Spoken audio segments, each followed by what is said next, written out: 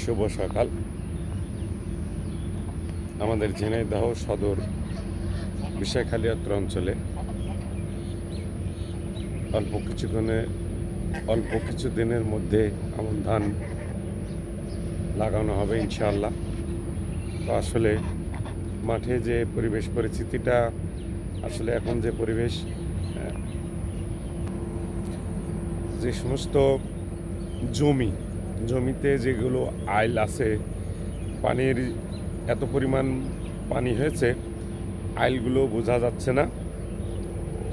আপনাদেরকে আমরা একটু দেখাই, এত পরিমাণ পানি হয়েছে আজকে রাত্রে, এবং একাধিক ধারে পানি হচ্ছে। আপনারা জানেন অত্র অঞ্চলে বিভিন্ন জায়গায় সারা বাংলাদেশেই।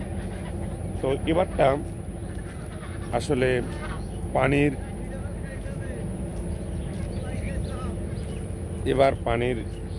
খুবই চাপ, মানে এত পরিমাণ পানি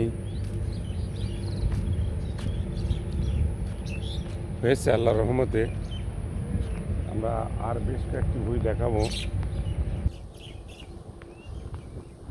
আমার পিছনে যেগুলো দেখতে পাচ্ছেন এগুলো ঠিক একই অবস্থা। এগুলো পাতো দেওয়া হয়েছে। আলহামদুলিল্লাহ, কৃষক ভাইদের জন্য সকলে দোয়া করবেন, ভালোভাবে ধান লাগাবে, ধান হবে ইনশাআল্লাহ।